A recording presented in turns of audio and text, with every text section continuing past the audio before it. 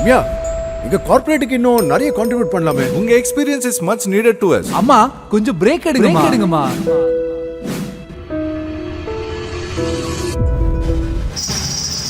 ஒரு சீனியர் ஹெச்ஆரா என்னோட 30 years people மேனேஜ்மெண்ட்லயே போயிடுச்சு. பட் இப்ப எனக்கும் என் ஹஸ்பண்டுக்கும் டைம் ஸ்பெண்ட் பண்றதுக்கு ஒரு இடம் கிடைச்சிருக்கு. Cheers. வாழா உங்கள் வாழ்வை வாழ.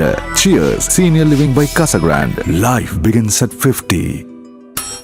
7 தலைமுறைகள் பாரம்பரியமிக்க ஒரே சித்த மருத்துவ ஸ்தாபனம் சேலம் சிவராஜ் சித்த வைத்தியசாலை. இப்பொழுது சேலம், ஈரோடு, சென்னை, ஹொசூர், திருப்பத்தூரில் தினசரி மருத்துவரை சந்திக்கலாம். தொடர்புக்கு 9842722500. சாணக்யா நேயர்களுக்கு வணக்கம். இது சாணக்யாவின் 7 சென்ஸ் அட் 7 PM. கடந்த 2 நாட்களாக நம்ம 7 சென்ஸில் திமுக, காங்கிரஸ் இந்த 2 கட்சிக்கும் பிரச்சனை அப்படிங்கிற டாபிக் பேசிகிட்டு இருந்தோம். இல்லை, அதெல்லாம் ரொம்ப தப்பு. திமுகவுக்கும் காங்கிரஸுக்கும் பிரச்சனை இல்லை, காங்கிரஸுக்கும் தான் பிரச்சனை அப்படிங்கிற மாதிரி ஒரு பெரிய சம்பவம் இன்றைக்கி நடந்திருக்கு. அது மட்டும் இல்லாமல் திமுக கூட்டணியிலே இருக்கிற 2 கட்சிக்கும் ஒரு சின்ன ஒரு சலசலப்பு ஏற்பட்டிருக்கு. இந்த 2 டாப்பிக்கையும் பற்றி டிஸ்கஸ் பண்ணுறதுக்காக இன்றைக்கி நம்மளோட ஆசிரியர் இணைஞ்சிருக்காரு. அவர்கிட்ட கேட்டு தெரிஞ்சுக்கலாம். வணக்கம் சார். சார், இன்றைக்கி திரு வைகோ அவர்கள் துவங்கின சமத்துவ பயணம். திமுக கூட்டணி கட்சியில் இருக்கிற எல்லா கட்சியும் பங்கேற்றாங்க. திருமாவளவன்லாம் இது சமத்துவத்துக்கும் சனாதனத்துக்குமான யுத்தம் அப்படின்லாம் பேசிகிட்டு இருந்தார். வைகோ அவர்கள் ஸ்டாலின் அவர்களை கையை பிடிச்சி மேடைக்கு அழைச்சிட்டு போய் எல்லாருமே பேசினாங்க. பட் திமுக கூட்டணியில் இருக்கிற ஒரு மெயின் பார்ட்னர் மிஸ்ஸிங். காங்கிரஸ் இந்த யாத்திரையை புறக்கணிச்சிட்டாங்க. இதுக்கு காரணமாக சொல்லப்படுற ஒரு ரீசன், அந்த இதில் பேனரில் பிரபாகரன் பிக்சர் இருந்தது அப்படிங்கிற ஒரு ரீசன் சொல்கிறாங்க. காங்கிரஸ் இந்த கூட்டத்தை புறக்கணித்ததுக்கான காரணம் என்ன சார்?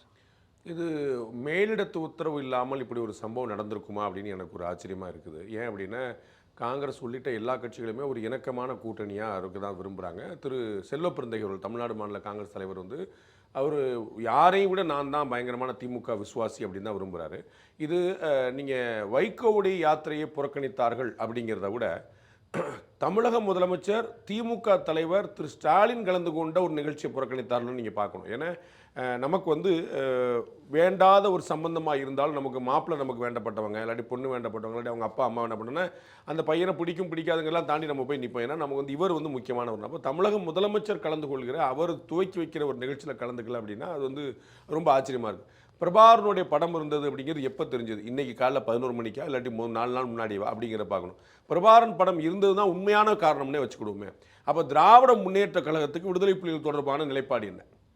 அவங்களுக்கு எதாவது மாறி இருக்கா? அப்போ பேரறிவாளன் விடுதலை செய்யப்பட்ட போது அவரை கட்டிப்பிடிச்சு அரவணைச்சது தமிழக முதலமைச்சர். சரிங்களா? அவர் தண்டனை நிறைவேறியதை தான் விடுதலை செய்யப்பட்டாரே தவிர குற்றம் செய்யலன்னு வெளியிடப்படல. நம்ம எப்படி ஒரு தப்பான பிம்பத்தை கட்டமைக்க பார்க்குறாங்கன்னா, நால்வர் விடுதலைன்னு இவர்களெல்லாம் குற்றமற்றவர்கள் என்று விடுதலை செய்யப்பட்டது போல பண்ணாங்க. மரண தண்டனை விதிச்சிருந்தது, அது ஆயுள் தண்டனையாக குறைக்கப்பட்டது. ஆயுள் தண்டனைங்கிறது 14 வருஷம் நம்ம கணக்கு வச்சிருப்போம் சார், அவங்க கிட்டத்தட்ட 30 வருஷமாக இருக்கிறாங்க அப்படிங்கிறனால நம்ம ரிலீஸ் பண்ணிடலாம் சார் அப்படிங்கிற ஒரு சென்ஸில் தான் அவர்களுக்கு தண்டனை காலம் முடிந்ததாகத்தான் உச்சநீதிமன்றம் அவர்களை விடுதலை செய்ததை தவிர அவர்கள் ராஜீவ்காந்தி கொலையை செய்யவில்லை அப்படிங்கிறதுக்காக விடுதலை செய்யப்படலை. அப்போ அந்த கிரைம் மேடவுட்டானது அப்படி தான் இருக்குது, அதற்கான பனிஷ்மெண்ட்டும் அப்படியே தான் ஃபுல்ஃபில் தான் ஆயிருக்கு. அப்போ காங்கிரஸ் கட்சி மதிமுகவை விடுதலை புலிகள் ஆதரவு என்று முத்திரை குத்துமானால் விடுதலை சிறுத்தைகள் என்ன சொல்லும்? விடுதலை புலிகள் அப்படிங்கிற மாதிரியே வரணுங்கிறக்காக தான் விடுதலை சிறுத்தைகள்னு வச்சிருக்கிறாங்க. உங்களுக்கு புரியல? விடுதலை புலிகளுக்கு முன்னாடி விடுதலை சிறுத்தைகள் வந்திருக்குமாங்கிறத பார்க்கணும். விடுதலை சிறுத்தைகளுக்கு விடுதலை புலிகள் மேட்டரில் மதிமுகவை விட ஏதாவது மாற்று ஏற்பாடு இருக்குதாங்கிற பார்க்கணும். தமிழீழ பிரச்சனையில், தனியீழம் மலரணுங்கிற பிரச்சனையில் ஈழத்தின் இறுதிக்கட்ட போரை காங்கிரஸ் தான் நடத்தியது, இந்திய அரசுக்காக நாங்கள் நடத்திய போர் அப்படின்னு மஹிந்த ராஜபக்சே சொன்னதில் இவர்களுக்கு ஏதாவது மாற்று கருத்து இருக்கிறான்னு பார்க்கணும். அப்படி எந்த விதத்திலையுமே மதிமுகவோ விடுதலை சிறுத்தைகளோ மாற்று கருத்தை இல்லாத போது இதில் காங்கிரஸ் கட்சியோடு கிட்டத்தட்ட ஒத்து போகிற நிலைப்பாடு 2 கம்யூனிஸ்ட் கட்சிகளுக்கு மட்டும்தான் இருக்கும், வேறு யாருக்குமே கிடையாது. அப்படி இவங்களுக்கு ரொம்ப திடமான புலிகளாக இருக்கும். அது புலிகளுடைய பிரச்சனை காரணம் அல்ல, பிரபாகரனுடைய படம் அதற்கு காரணம் இல்லை, வேறு ஏதோ நோக்கம் இருக்குது. Thiru Selvaperunthagai, if I am not wrong, அந்த காரணத்தை சொல்ல வேண்டியதில்லைன்னு சொல்லியிருக்கிறேன். ஆமாம், எங்களுக்கு போகிறதுக்கு மனம் ஒப்பவில்லை, அதனால நாங்கள் போகலை, இதுக்கு எந்த காரண காரியமும் சொல்ல வேண்டியதில்லை அப்படின்னு சொல்லியிருக்காரு. அவ்வளோதான். அப்போ காரணம் காரியம் சொல்ல வேண்டியதில்லை அப்படின்னு சொல்லி ஒரு காரியம் செய்யணும். நம்ம காரணம் சொல்ல வேண்டியதில்லைன்னு ஒரு காரியம் செய்யணும். அப்படின்னு சொல்ல முடியாத காரணம், சொல்ல முடியாத அளவுக்கு ஆபாசமானதோ ஆக்வர்டானதோ தரக்குறைவான விஷயத்தை திரு வைகோ எப்பயும் செய்ய போகிறது. அதில் ஒன்றும் குழப்பம் இல்லை. அவர் ஒரு தரவு ஜென்டில்மேன் பொலிட்டிஷியன், அவர் ஒரு ஸ்டேட்ஸ்மேன், அதில் குழப்பம் இல்லை. அப்போ அவர்கிட்ட சொல்ல வேண்டியதில்லை அப்படின்னு அர்த்தம். அப்போ சொல்ல முடியாத ஒரு காரணம் இருக்குது. திரு வைகோ சொல்ல முடியாத முடியாத விஷயத்தை செய்ய போகிறவர்கள். அப்புறம் என்ன காரணம்? அப்ப புலிகள்ங்கிற ஒரு மேட்டரை நீங்க சொன்னா என்ன கெட்டு போயிடும்? அப்ப அது சொல்ல அவங்க கொள்கையில நிலைப்பாட்டில் மாற்றம் இருக்குதா? ராஜீவ் காந்தியை கொண்டவர்கள் அப்படின்னு நீங்க சொன்னா இல்லைன்னு சொல்லிட்டு போறீங்களா? என்ன செய்றீங்க? இதுல இன்னொரு முக்கியமான விஷயம், திரு செல்வ பெருந்தகை அவர்களே விடுதலை சிறுத்தைகள் இருந்தவர் தான். அவருக்கு முன்னாடி இந்த காங்கிரஸ் கட்சியில் இணையதுக்கு முன்னாடி அவருக்கு என்ன நிலைப்பாடு இருந்ததுங்கிறது அவருக்குமே தெரிஞ்ச விஷயம் தான். ஸோ அதில் எந்த குழப்பமும் இல்லை. அப்போ ரெண்டு விஷயம் பார்க்குறோம். ஒன்று, கூட்டணி கட்சி விவகாரங்களில் திரு வைகோ மற்றவர்கள்லாம் தலையிடாமல் இருப்பது நல்லது அப்படின்னு மாணிக் தாக்கூர் ஒன்று சொல்லியிருந்தார். அந்த விஷயத்தையும் பிரவீன் சக்கரவர்த்தியை பற்றி திரு வைகோ உள்ளிட்டவர்கள், திரு துரை வைகோ உள்ளிட்டவர்கள் விமர்சனம் செய்ததையும் பார்த்து பொருத்தி பார்க்கும்போது மேலிடத்து இன்ஃப்ளூயன்ஸ் இல்லாமல் இது நடக்குமா அப்படிங்கிற ஒரு கேள்வி வருது. திரு ராகுல் காந்தி அவர்கள் வந்து நம்ம வெறும் வைகோவுடன் நம்ம அசோசியேட் ஆகிறோமா இல்லையாங்கிறது இல்லை, டிஎம்கே அலைன்ஸோடையோ அசோசியேட் ஆகிறோமா இல்லையாங்கிறத நம்ம பார்ப்போம் அப்படிங்கிற மாதிரி ஒரு இன்ஸ்ட்ரக்ஷன் சொல்லாமல் இவர்கள் கலந்து கொள்ளாமல் புறக்கணிப்பதற்கான வாய்ப்பு இல்லை. இன்னொரு முக்கியமான விஷயம், திரு செல்வ பெருந்தகை கலந்து கொள்ளவில்லை அப்படின்னா வேற விஷயம். அதில் திரு பீட்டர் அல்போன்ஸ்லேருந்து திரு தங்கபாலிலேருந்து நிறைய தலைவர்கள் இருக்கிறாங்க. ஒன்றுமே இல்லைன்னா புலிகள் மேட்டரில் கொஞ்சம் வேறு நிலைப்பாடு இருக்கக்கூடிய திருச்சி வேலுச்சாமியே இருக்கிறார். ஸோ இதில் வந்து அவர் வந்து ஒரு தலைவராக ஒரு முக்கியமான பொறுப்பில் இல்லை, ஆனால் வந்து ஒரு நோன் ஃபேஸ், அவர் எல்லாருக்குமே தெரிந்த தலைவர். அப்போ திருச்சியில் தான் நடந்திருக்கு, திருச்சியில் தான் இருக்கிறாரு. அவர் வந்து ஒன்று போனால் அப்போ பரவாயில்ல, அவர் வந்து அப்பப்போ வந்து ஒரு ரிபல் குட்டிகளாட்டாவும் நிறையா பண்ணுவார். அப்போ அந்த மாதிரி விஷயங்களை வந்து டக்குனு தூக்கி அவருக்கு கொண்டு போட்டுட்டா கூட இவங்க சமாளிக்கலாம். ஃபேஸ் சேவிக்கு நாங்கள் வந்து அவரை அனுப்பலை, அவராக போயிட்டார் ஏதோ சொல்லலாம். ஆனால் எந்த தலைவரும் டாப் டு பாட்டம் யாருமே போகாமல், லோக்கலில் இருக்கக்கூடிய மாவட்டத்தில் கூட போகாமல் வந்திருக்காங்கன்னா அதற்கு ஒரு ஸ்ட்ராங்கான டெல்லி இன்ஃபர்மேஷன் அண்ட் இன்ஸ்ட்ரக்ஷன் இல்லாமல் நடந்திருக்குமான்னு எனக்கு ஒரு வியப்பு இருக்குது. ஸோ இப்போ இவங்க புறக்கணிச்சது காங்கிரஸையா மதிமுகவையா, யாருக்கான சிக்னல் இது சார்? காங்கிரஸையா மதிமுகவில்? காங்கிரஸ் புறக்கணித்தது மதிமுகவையா திமுகவையா? அது வந்து முக்கியமான கேள்வி. நம்ம கடைசியில் நிகழ்ச்சி முடியும் போது இந்த கடைசி கேள்விக்கு நான் பதில் சொல்கிறேன். சரி சார். இன்னொரு பெரிய நிகழ்வாக ஜோதிமணியோட ட்வீட் இன்னைக்கு வந்திருக்கு. ஒரு பெரிய ட்வீட், அவங்க மனக்குமுறல் ஃபுல்லாக கொட்டி எழுதியிருக்காங்க. என்னென்னா, எனக்கு வந்து இந்த காங்கிரஸ் உட்கட்சி பிரச்சனை மிகுந்த மனச்சோர்வை ஏற்படுத்துது அண்டு அழிவு பாதையை நோக்கி செல்கிறது காங்கிரஸ் அப்படிங்கிற லெவலுக்கு ரொம்ப எழுதியிருக்காங்க. ஜோதிமணியோட இந்த நிலைப்பாடு அண்ட் அதுக்கு செல்வ பெருந்தகை என்ன சொல்லியிருக்காருன்னா, அவங்க ஏன் இப்படி எழுதுனாங்கன்னு தெரியல, டைப் பண்ணும்போது என்ன நினச்சிட்டு டைப் பண்ணாங்கன்னு தெரியல. கரூர் மாவட்டத்தில் உட்கட்சி பூசல் இருக்குது, நான் அந்த ஒரு மாவட்ட செயலாளர் ஒரு பிரச்சனை பண்ணார், பட் அதை நான் பேசி தீர்த்துட்டேன், மேலிடத்துக்கும் சொல்லியிருக்கேன், பட் எதனால இப்படி அவங்க ட்வீட் பண்ணாங்க அப்படின்னு தெரியல அப்படின்னு சொல்லியிருக்காரு. ஸோ காங்கிரஸ்குள்ளேயே ரெண்டு பார்ட்டாக பிரிய வாய்ப்பு இருக்கா சார்? பிரிஞ்சு தான் இருக்குது, பெரிய வாய்ப்பு இருக்குல்ல, ஏற்கனவே பிரிஞ்சு தான் இருக்குது. நம்ம ஏற்கனவே சொன்னோம், கரூருடைய பாராளுமன்ற உறுப்பினர், மக்களவை உறுப்பினர் ஜோதிமணி உள்பட, விருதுநகர் பாராளுமன்ற உறுப்பினர் மாணிக் தாக்கூர் உள்பட, கார்த்திக் சிதம்பரம், செல்லகுமார், இது மாதிரி நிறைய பாராளுமன்ற உறுப்பினர்கள் இளைஞர்கள், அதாவது அடுத்த தலைமுறை காங்கிரஸ் தலைவர்கள் எல்லாருமே வந்து ஒரு ரிஸ்க் எடுத்து பார்க்கலாம், விஜய் வந்து could be a good choice, நமக்கு வந்து ஒரு நல்ல வாய்ப்பு நமக்கு கிடைச்சிருக்கு, நம்ம ட்ரை பண்ணலான்னு பார்க்குறாங்க. திரு தங்கபாலு, திரு சிதம்பரம் போன்ற பழைய தலைவர்கள், திரு KS அழகிரி, இது மாதிரியான பழைய தலைவர்கள் எல்லாருமே வந்து நம்ம இருக்கிற தக்க வச்சுக்கிறது நல்லது, கூட வேணால் சீட்டு வாங்கிக்கிடுவோம், அதெல்லாம் 25 30 வாங்கிக்கோங்க, அதில் ஒன்றும் பிரச்சனை இல்லை, நம்ம வந்து கூட்டணி மாறுறதை பற்றி யோசிக்கவே வேண்டாம் அப்படிங்கிற நிலைப்பாடில் இருக்காங்க. அது வந்து ரொம்ப தெளிவாக வெளிப்படுது. முன்னாடி வந்து கூட்டணி கட்சியில் விமர்சிச்சுட்டு இருந்தாங்க, இல்லாட்டி முறைச்சிக்கிட்டு இருந்தாங்க. இப்போ சொந்த கட்சிக்குள்ளேயே இந்த மாதிரி காங்கிரஸ் வர்சஸ் காங்கிரஸ் அப்படின்னு போய் நிற்கக்கூடியது ஒரு நிலைப்பாடு பார்க்குறோம். இதில் எங்கள் அண்ணன் செல்வ பெருந்தகையுடைய அரசியல் சாமர்த்தியம் அண்ட் அனுபவம் ஒரு அடிச்சார் பாருங்க, ஒரு ட்விஸ்ட்டு. அந்த அம்மாவுக்கு வந்து மாவட்டத்தில் ஏதோ பிரச்சனை இருக்குது, அது நாங்கள் வி வில் ஹேண்டில் இட், நாங்கள் சரி பண்ணிட்டோம், நாங்கள் பேசிட்டோம், நாங்கள் சரி பண்ணிடுவோம், டெல்லியோட ஒப்புதலுக்காக காத்துட்ருக்கோம் நடிச்சார். ஆக்சுவலாக பார்த்தீங்கன்னா அதில் அந்த மேடம் ஜோதிமணி சொன்ன விஷயங்களில் பார்த்தீங்கன்னா அது வந்து மாவட்ட பிரச்சனை இல்லைங்கிறதுக்கான நிறைய அறிகுறிகள் இருக்குது. எந்த ஒரு அரசியல் கட்சியும் தனது கட்சி நாடாளுமன்ற உறுப்பினரை தேர்தல் ஆணையத்திற்கு வாக்குச்சாவடி முகவர் பட்டியலை கொடுக்க விடாமல் முடக்காது. ஆனால் காங்கிரஸ் கட்சியில் அது நடக்கிறது. ஒரு பாயிண்ட். தமிழ்நாடு காங்கிரஸில், கரூர் காங்கிரஸில் இல்லை, தமிழ்நாடு காங்கிரஸில் நடைபெறும் விஷயங்கள் மிகுந்த கவலை அளிப்பதாக உள்ளன. கொள்கை நிலைப்பாடுகளை, அரசியல் செயல்பாடுகளை நீர்த்து போக செய்யும் நடக்கும் முயற்சிகளே மிகுந்த வேதனை அளிக்கின்றன. தினமும் தமிழ்நாடு காங்கிரஸில் மக்கள் பிரச்சனைகள் அல்லாத தவறான காரணங்களுக்காகவே காங்கிரஸ் கட்சி செய்திகளில் அடிபடுகிறது. இதெல்லாம் கரூர் மாவட்ட சம்பந்தமே கிடையாது. காங்கிரஸ் கட்சி செய்திகள் அடிபடுது, தவறான காரணங்களுக்காக செய்தி அடிபடுது, மக்கள் பிரச்சனைக்காக அல்ல அப்படிங்கிறது. இது மாநில நிர்வாகத்தை நோக்கியா மாவட்ட தலைமை நோக்கியாங்கிறது திரு செல்வ பெருந்தகை போன்ற அனுபவஸ்தர் தெரியும். எதிர்நோக்கியுள்ள தேர்தலை மிக கவனமாக கையாள வேண்டிய பொறுப்பு அனைத்து அரசியல் கட்சிகளுக்கும் உள்ள நிலையில் காங்கிரஸ் கட்சி அந்த மாபெரும் பொறுப்பை சரியாக உணர்ந்துள்ளதா என்கிற கேள்வி எழுவதை தவிர்க்க முடியவில்லை. 2026 சட்டமன்ற தேர்தலை எல்லா கட்சிகளும் ரொம்ப கவனமாக கையாளணும், பிஜேபியில் உள்ள வந்துருங்கிற மாதிரி அச்சுறுத்துறாங்க. அந்த சந்தர்ப்பத்தில் எல்லா கட்சிகளுமே இருக்கும்போது காங்கிரஸ் கட்சி அதை புரிஞ்சிருக்கான்னு கூட தெரியல. இவர் சொல்றது, இந்த அம்மா சொல்றது, மாநில தலைமையவா, அகில இந்திய தலைமையா, மாவட்ட தலைமையாங்கிறது எல்லாருக்குமே தெரியும். தமிழ்நாடு காங்கிரஸ்னு ஜோதிமணி அம்மா வார்த்தைக்கு வார்த்தை குறிப்பிடுறாங்க. ஆனால் ரொம்ப தெளிவாக அண்ணன் வந்து மாற்றி விட்டார். அடுத்த வரி பாருங்க. 60 ஆண்டுகளாக ஆட்சி இல்லாத போதும் தொடர்ந்து காங்கிரஸ் கொடியை ஒவ்வொரு ஊரிலும், கரூரில் இல்லை, ஒவ்வொரு ஊரிலும் பெருமையோடு கையில் ஏந்திருக்கும் தொண்டர்களை நாம் கைவிட்டு விடக்கூடாது. தமிழ்நாடு காங்கிரஸில் அடுத்த பாயிண்ட் ரொம்ப முக்கியம். திரு செல்வ பெருந்தகையை நேரடியாக குறிப்பிட்டுனே சொல்லலாம். அது வந்து பேரை மட்டும் தான் குறிப்பிடல. தமிழ்நாடு காங்கிரஸில் எவ்வித கட்டுப்பாடு மற்றும் தொடரும் உட்கட்சி பிரச்சனைகள் மிகுந்த மனச்சோர்வை ஏற்படுத்துகின்றன. சித்தாந்த ரீதியான அரசியலை காத்திரமாக முன்னெடுக்காமல், மக்கள் பிரச்சனைகளை பற்றி பேசாமல், வெறும் கூட்டல் கழித்தல்களை மட்டுமே செய்து கொண்டு ஒரு சிலரின் சுயநலத்திற்காக தமிழ்நாடு காங்கிரஸ் கொஞ்சம் கொஞ்சமாக அழிவின் பாதையில் சென்று கொண்டிருக்கிறது. கூட்டல் கழித்தல் கணக்குன்னு கூட்டணி பற்றி பேசுகிறாங்கன்னா அரசியலே தெரியாத குழந்தை கூட சொல்லிட்டு அது வந்து கூட்டல் கழித்தல் எதை சொல்கிறாங்கன்னா ரொம்ப தெரியும். எதையோ சொல்லியிருக்காங்க சார், அவங்களுக்கு தெரியாது, 4-4-8 சொல்கிறாங்களாங்கிறது. தெளிவாக பாலிடிக்ஸ் பற்றி பேசுகிறாங்க, தெளிவாக எலெக்ஷன் பற்றி பேசுகிறாங்க, தெளிவாக அலையன்ஸ் பற்றி பேசுகிறாங்க. எவ்வளோ சீட்டு டிஎம்கே கூட போனால் ஜெயிக்க முடியுங்கிற கணக்கு நம்ம இருக்கக்கூடாதுங்கன்னு ரொம்ப தெளிவாக சொல்கிறாங்க. அழிவின் பாதைக்கு கொண்டு வரணும். இதான் வந்து ஒரு டிசாஸ்டரான பொசிஷனுக்கு வந்து நம்ம மூவ் பண்ணணும்னு சொல்லி சொல்கிறாங்க. அதில் வந்து மக்கள் பிரச்சனைகள் பற்றி பேசாமல் வெறும் கூட்டல் கழித்தல் விசேஷிச்சு அப்படிங்கிறது தான் ரொம்ப முக்கியமான குற்றச்சாட்டு. அடுத்து பாருங்க, இதை தடுத்து நிறுத்த வேண்டிய பொறுப்பு அனைவருக்கும் உள்ளது. ஸோ செல்வ பெருந்தகை மாற்றப்படுகிறாரா அப்படிங்கிற ஒரு கேள்வி ஓரமாக வச்சுக்கணும். அதுக்கப்புறம் இன்னொரு பெரிய ஒரு குற்றச்சாட்டு ஒன்று இருக்குது, இன்னொரு காத்திரமான குற்றச்சாட்டு. தலைவர் ராகுல் காந்தியின் தன்னலமற்ற கொள்கை பிடிப்பு மிகுந்த அச்சமற்ற அரசியலுக்கு நேர் எதிரான பாதையில் தமிழ்நாடு காங்கிரஸ் சென்று கொண்டிருக்கிறது. இதை எப்படி கரூர் மாவட்ட பிரச்சனை சொல்லுவாங்க? ராகுல் காந்தி விரும்புகிறது வேறு, அது இந்த விருப்பத்துக்கு மாறாக செயல்பட்டு நாம் ஒரு 4-5 நாள் அதை சொல்லிட்டே வர்றோம். சோனியா காந்தி வேறு சிந்திக்கிறாங்க, ராகுல் காந்தி வேறு சிந்திக்கிறாங்க, செல்வ பெருந்தகை வேறு சிந்திக்கிறாரு, இளம் தலைவர்கள் வேறு சிந்திக்கிறாங்க.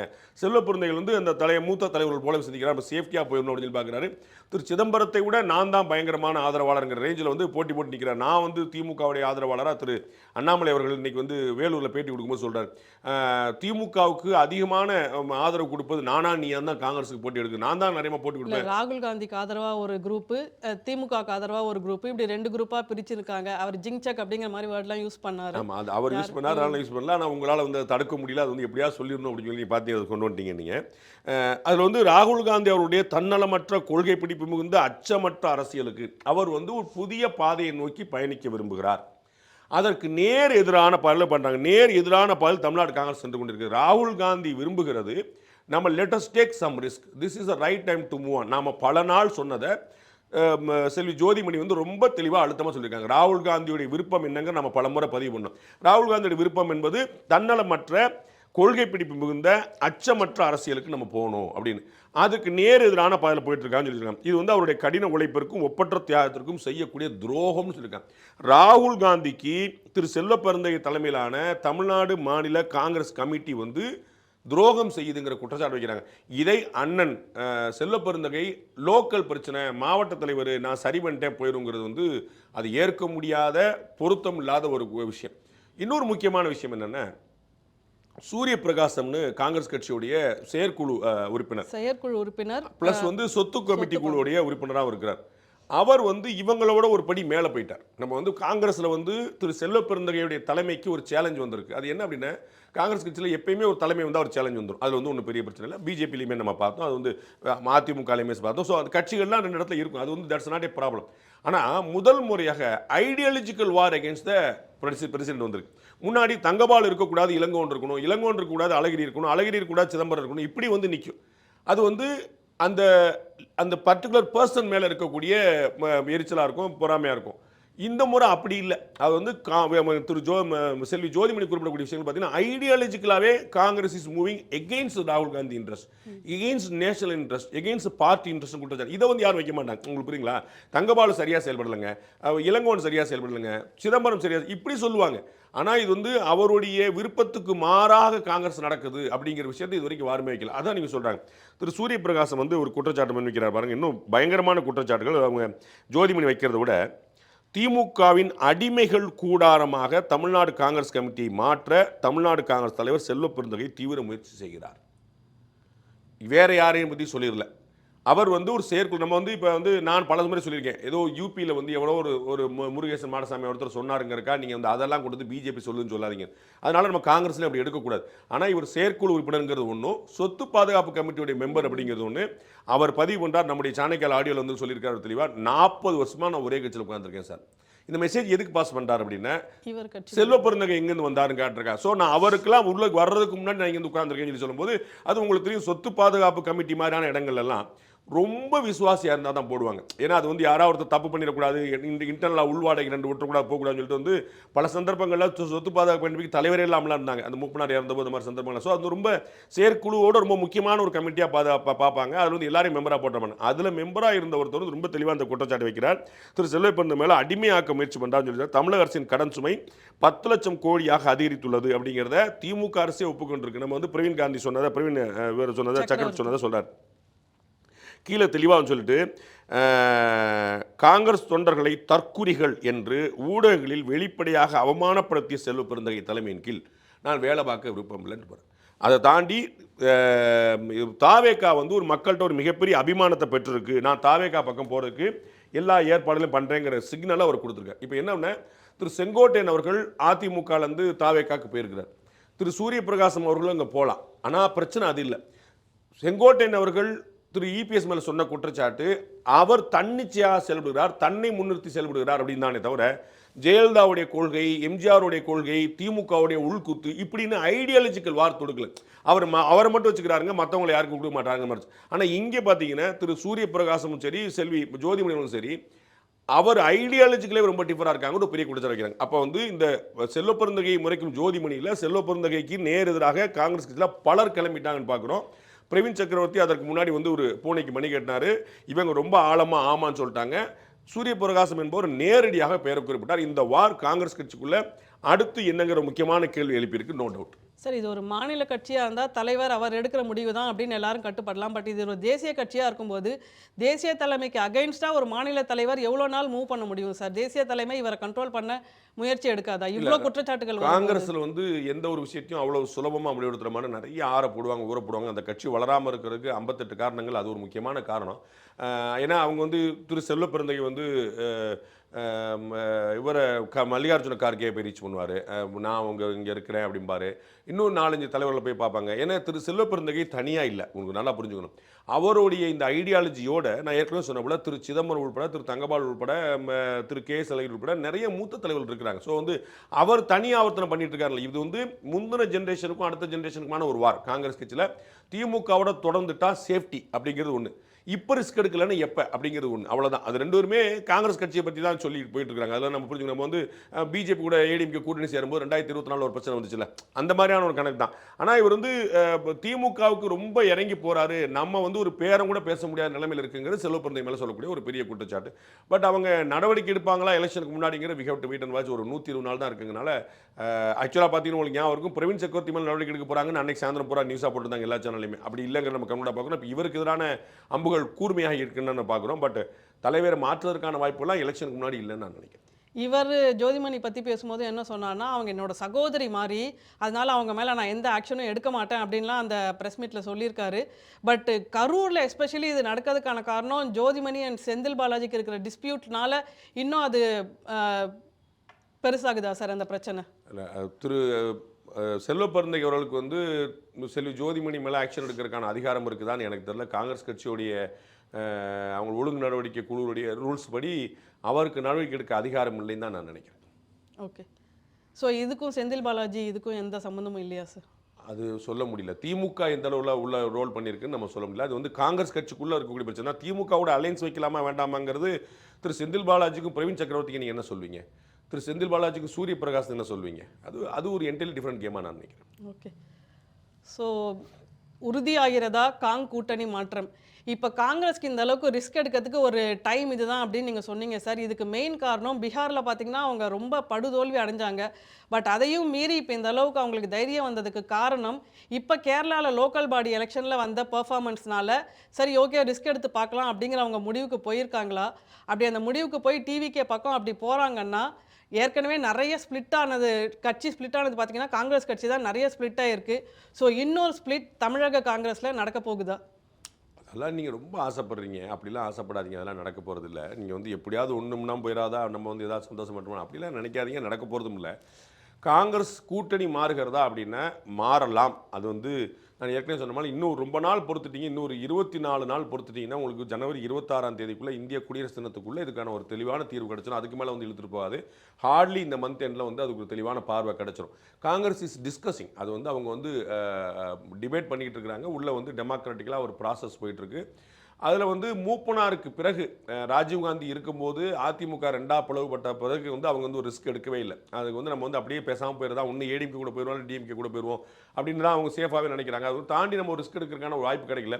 ரிஸ்க் எடுக்கிற சந்தர்ப்பங்களும் ஒரு வலுவான இவங்களா இல்லை. மக்கள் நல கூட்டணி இந்த 2014 ட்ரை பண்ணாங்க. பேசிக்கலாக அவங்க ரொம்ப வீக்காக இருந்தாங்க. ஸோ வந்து 5% தான் மொத்தமாக 5 கட்சிகள் சேர்ந்து 5% தான் மொத்தமாக எடுத்தாங்க. அதில் திரு விஜயகாந்த் தேமுதிக எவ்வளோ கொடுக்க முடியும் தெரியல, மற்ற கட்சியெலாம் எவ்வளோ முடியும், ஆளுக்கு 1% வச்சுட்டா கூட நீங்கள் அதுக்கு மேலே அங்கே இல்லை. ஸோ அங்கே காங்கிரஸ் கட்சி போய் எதுவும் செஞ்சிருக்க முடியும் தோணல.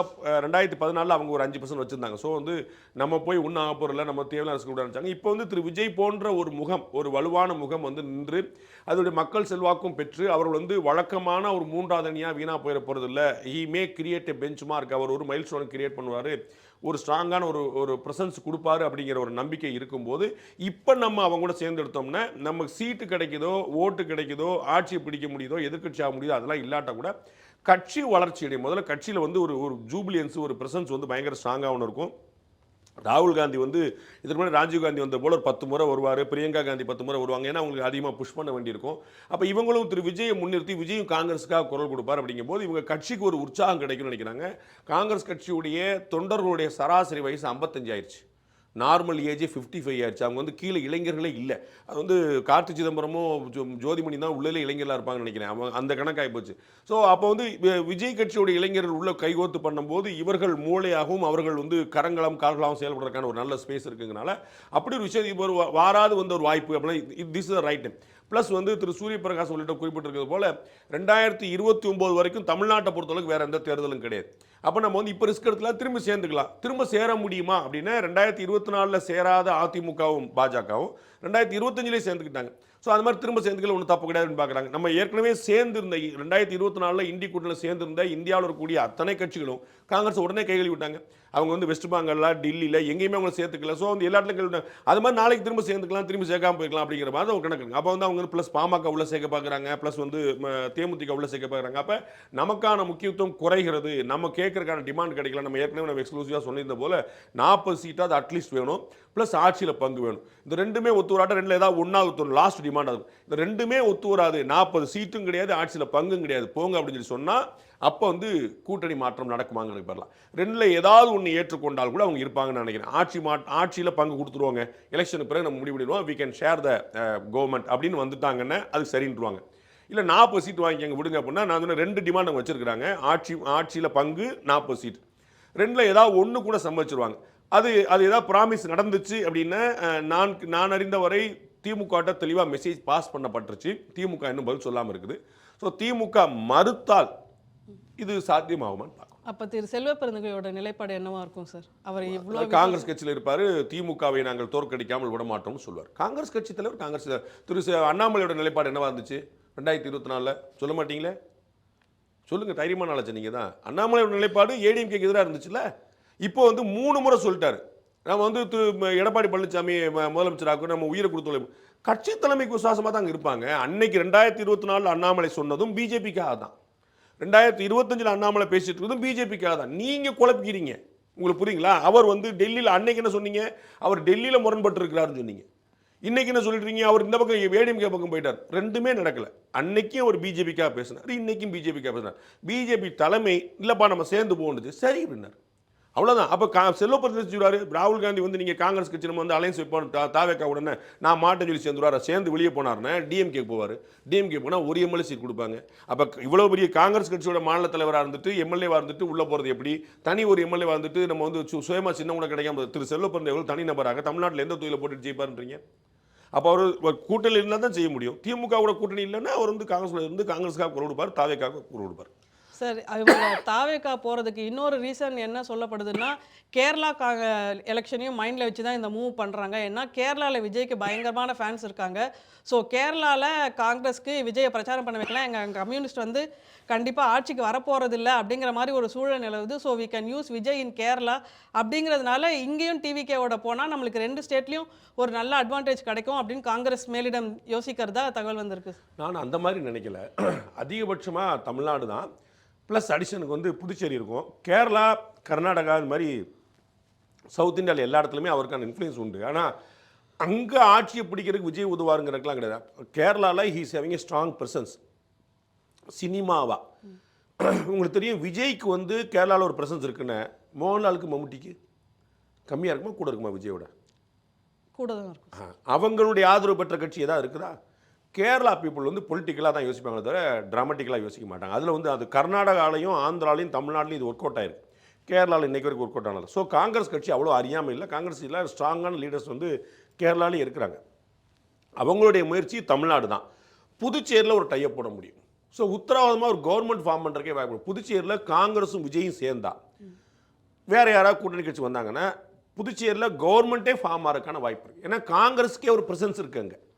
விஜய் வந்து ஒரு புதுமுகமாக வந்து நிற்கிறார். நல்ல இளைஞர்கள் அதிகமாக இருக்கிறவங்க போது, ஒரு குறிப்பிட்ட சமுதாய மக்கள் அதிகமாக இருக்கக்கூடிய போது, ஸோ எல்லாமே 3 கம்பைண்டாக ஒர்க் ஆகி புதுச்சேரியில் கவர்மெண்ட்டே ஃபார்ம் பண்ணுறதுக்கான வாய்ப்பு இருக்குது.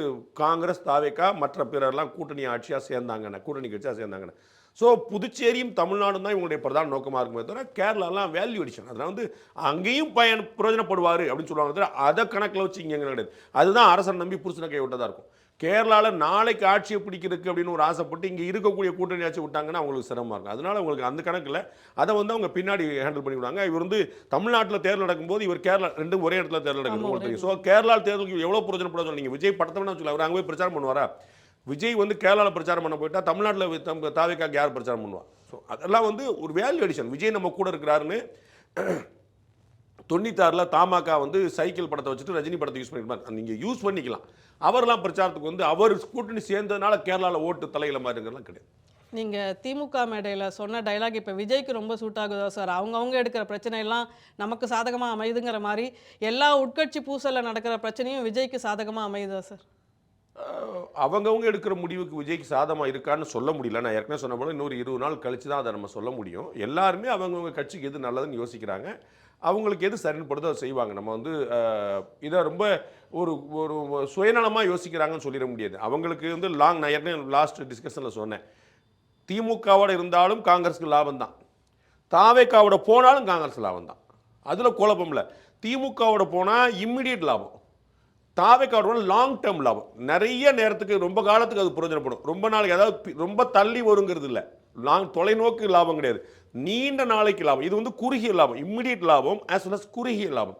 அது வந்து லேட்டான லாபம் as well as long term லாபம். அதுதான் அதில் முக்கியமான விஷயம். ஸோ ரெண்டுமே லாபம் தான். எது வேணுங்கிறது தலைமை தான் முடியும். ஓகே, இதில் கடைசியாக நம்ம பார்க்க போகிறது வந்து எப்போவுமே நம்ம ஊடகம் ஃபுல்லாக என்டிஏ கூட்டணி பற்றி தான் பேசிக்கிட்டு இருப்பாங்க. அவர் நின்னார், இவர் வரல, இவர் உட்காந்தார், அவர் பார்க்கல அப்படின்னு தான் பேசிகிட்டு இருப்பாங்க. இப்போ திமுக கூட்டணியில் ஒரு பெரிய சலசலப்பு ஏற்பட்டிருக்கு. கூட்டணிக்குள்ளேயே கூட்டணி இல்லை அப்படிங்கிற மாதிரி ஒரு நிலைமை ஏற்பட்டிருக்கு. இதை இப்போ திமுக எப்படி ஹேண்டில் பண்ணும் சார்? திமுக வந்து ரொம்ப விவரமாக எல்லா விதமான செக்ஸ் அண்ட் பேலன்ஸும் ஏற்கனவே பண்ணி வச்சிருச்சு. அதுதான் நம்ம ஏற்கனவே சொன்ன போல் டாக்டர் சீனியர் அன்பு ராமதாஸ் அவர்களை வந்து ஏற்கனவே பேசி வச்சுருக்கிறாங்க. தேமுதிகாட்டையும் தூண்டில் போட்டிருக்காங்க. கமல்ஹாசன் உள்ளே வர்றாரு. ஸோ அது மாதிரியான விஷயங்களை பண்ணி வச்சுருக்காங்க. விடுதலை சிறுத்தைகளும் 2 கம்யூனிஸ்ட்டும் மதிமுகவும் போயிட மாட்டாங்க அப்படின்னு நம்புகிறாங்க. பட் காங்கிரஸ் கட்சி ஒரு மாற்று முடிவை எடுத்தால் இந்த 4 பேருமே கூட இருப்பாங்கன்னு சொல்ல முடியாது. விடுதலை சிறுத்தைகள் 2 கம்யூனிஸ்ட் கட்சிகளுமே கூட மாற்றி முடிவு எடுக்கலாம். ஏன்னா அவர்களும் வந்து பெரிய திருப்தியில் இருக்காங்கன்னு சொல்லிட முடியாது. அவர்களுக்கு முன்னாடி வேறு வாய்ப்பு இல்லாமல் இருந்ததுனால அமைதியாக இருந்தாங்க.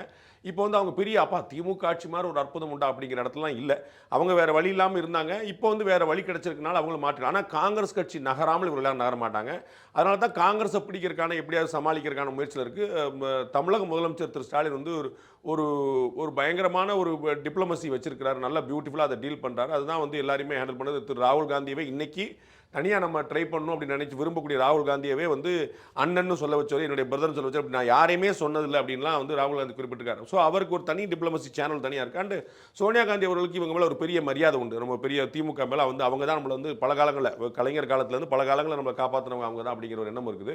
அதனால் காங்கிரஸ் கட்சி என்ன செய்யுதுங்கிற பொறுத்து தாவேகா என்ன செய்யுதுங்கிற பொறுத்து தமிழக அரசியல் இந்த செயின் வந்து அப்படி நிற்குது. தாவேகா காங்கிரஸ் கட்சி நடந்துருச்சுன்னா திமுக கூட்டணி உடஞ்சிருச்சு. நான் ஏற்கனவே சொல்லியிருக்கேன், திமுக கூட்டணி உடையாமல் யாருக்கும் வெற்றி இல்லை. அப்போ திமுக கூட்டணி உடஞ்சிருச்சுன்னா அங்கேயே கேம் மாறக்கான ஸ்பேஸ் இருக்குது. அது தாவேகா கூட போச்சுன்னா வேற கேமு, தாவேகா ஏடிஎம் கூட போச்சுன்னா வேற கேம். ஸோ இது எல்லாமே ஒரு 20-25 நாள் இருக்குது. நான் வந்து அதுக்கு தான் திருசங்கு சொர்க்கத்தில் நீங்கள் போட்டிருக்கீங்க. அது வந்து திருசங்கு சொர்க்கம்னா சொர்க்கம் தான், ஆனால் தலையில் நிற்குது. ஸோ வந்து அவங்க வந்து நரகத்துக்கு போயிடலாம், ஆட்சி இழந்துடலாம், வாய்ப்பு இழந்துடலாம். ஒரு டர்புலன்ஸ்னு ஃப்ளைட்டில் சொல்லுவாங்கள்ல. ஸோ டர்புலன்ஸுங்கிறது வந்து ஃப்ளைட்டோட ஃபால் கிடையாது. அது சும்மா ஒரு அந்த ரோட்டில் இருக்கிற பள்ளங்கள் மாதிரி, தமிழ்நாட்டில் இருக்கிற பள்ளங்கள் மாதிரி, அது பூசி நம்ம மொழியை சமாளிச்சிடலாம். டிஎம்கே வந்து அலையன்ஸ் வந்து டர்புலன்ஸில் இருக்குது, ட்ரபுளில் இல்லை. ஏன்னா இது வந்து 2 மக்களவை தேர்தல், ஒரு சட்டமன்ற தேர்தல், எல்லாமே சக்ஸஸ்ஃபுல்லாக பார்த்த இந்த கூட்டணி, இதில் இப்போ உத்தரவாதமாக இந்த கூட்டணியில் கம்யூனிஸ்ட், விசிகா, மதிமுக இருக்கும் அப்படின்னு எடுத்துக்கலாமா சார்? இவங்க போகமாட்டாங்க, காங்கிரஸ் கூட சேர்த்துக்கலாமே. எல்லாருமே அங்கே தொடர்றதுக்கான வாய்ப்பு இருக்குது. கடைசி நேரத்தை எல்லாமே சேர்ந்துட்டு கிருஷ்ணாராமா கோவிந்தா நமக்கு இருக்கிறது வந்து திமுக தான் அப்படின்னு அவங்க முடிவு எடுக்கலாம். அதில் வந்து இந்த முடிவு எடுக்க மாட்டாங்கன்னு நீங்கள் யாரையுமே உத்தரவாதமாக சொல்ல முடியாதுங்க. அதான் எல்லாருமே அவர்களுடைய ஆதாயத்தை பார்த்துட்டு இருப்பாங்க. என்ன உங்களுக்கு கேரண்டியாக நான் சொல்ல முடியும்? காங்கிரஸ் கட்சி நகராமல் மற்றவங்க நகர மாட்டாங்க. காங்கிரஸ் கட்சி நகர்ந்துட்டா யார் நகர மாட்டாங்கன்னு சொல்ல முடியாது. யாருனாலும் இருந்தலாம் அதர் தென் மதிமுக. இல்ல சார், காங்கிரஸ் நடந்துட்டா விசிகா 2வது பெரிய கட்சி ஆயிடும்ல சார் அந்த கூட்டணியில். அதுதான் அவங்க ரொம்ப நாளா எதிர்பார்த்து திமுகவுடைய வெற்றி உத்தரவாதம் இல்லாமல் போயிடும். அங்கே வந்து மும்முனை போட்டி அமைஞ்சிடும், வேற கணக்காயிரும். அவங்க என்ன நினைக்கலாங்கன்னா, நான் ஏற்கனவே சொல்லியிருக்கேங்க பல முறை, அதனால் ரிப்பீட் பண்ண விரும்பல, வேற ஒன்றும் இல்லை. மதிமுக, 2 கம்யூனிஸ்ட், விடுதலை சிறுத்தைகள், இந்த காங்கிரஸ் கட்சி, இந்த 4 கட்சிக்குமே திமுக மேலே பெரிய பற்றோ பாசமோ கிடையாது. அவர்கள் வந்து உங்களுக்கு ஞாபகம் இருக்கும், திரு கனகராஜ் அவர்கள் நம்முடைய திசைகள் 4 ரொம்ப தெளிவாக நாங்கள் கூட்டணியே கிடையாதுங்க, தொகுதி உடன்பாடுன்னு சொன்னார். அது வந்து அவருடைய ஸ்டேட்மெண்ட் இல்லை, அவங்களுக்குள்ள அண்டர்ஸ்டாண்டிங். திமுகவுடைய கொள்கையை நாங்கள் ஏற்க வேண்டிய அவசியம் இல்லை பல விஷயங்கள்ல, சரிங்களா? இந்த 8 மணி நேர வேலை உட்பட பல விஷயங்கள் அவங்க வந்து பகிரங்கமாக எதிர்த்தாங்க. இப்போ இந்த ஜாக்டோ ஜியோ சங்கங்களோட பல இடங்களில் அவங்க பின்னாடி இருக்கிறாங்க. அதில் ஒன்று கொள்ள கம்யூனிஸ்டோட சித்தாந்தம் வேறு, திமுக சித்தாந்தம் வேறு. அதை அவங்க ப்ரெஷர் பண்ணிகிட்டே தான் இருப்பாங்க, அதில் நோ டவுட். ஸோ இவங்க எல்லாருமே வேறு வழி இல்லாமல் ஏடிஎம்கே கூட இருந்தாங்க. நம்ம வந்து டிஎம்கே கூட இருந்தாங்க. நம்ம வந்து தனியாக 2016 ஒரு அட்டெம்ப்ட் அடித்து பார்த்தோம். அது தட் வாஸ் நாட் ஒர்க்கிங். அப்போ நம்ம டிஎம்கே கூட இருப்போங்கிற ஒரு கன்விக்ஷனில் தான் இருக்கிறாங்களே தவிர, அவங்க ஒரு கம்பல்ஷனில் தான் இருக்கிறாங்களே தவிர கன்விக்ஷன் இல்லை. ஓகே. ஸோ இன்னைக்கு வந்து காங்கிரஸோட ஜோதிமணி அண்டு செல்வ பிறந்தகைக்கு இடையே நடந்த அந்த சின்ன ஒரு இதை பார்த்தோம். அதுதான் இன்னி நம்மளோட 7 சென்ஸோட டாப்பிக்காக இருந்தது. காங்கிரஸ் கட்சி திமுகவுடைய கண்டினியூ ஆக போகுதா, இல்லை காங்கிரஸே 2ஆக உடைய போகுதா, இல்லை ஒட்டுமொத்த காங்கிரஸும் தாவேகாவோட இணைய போகிறதா அப்படிங்கிறத இன்னும் ஒரு 25 நாளில் நம்மளுக்கு தெரிஞ்சிடும். மீண்டும் இன்னொரு நிகழ்ச்சியில் சந்திக்கலாம். அதுவரை நன்றி.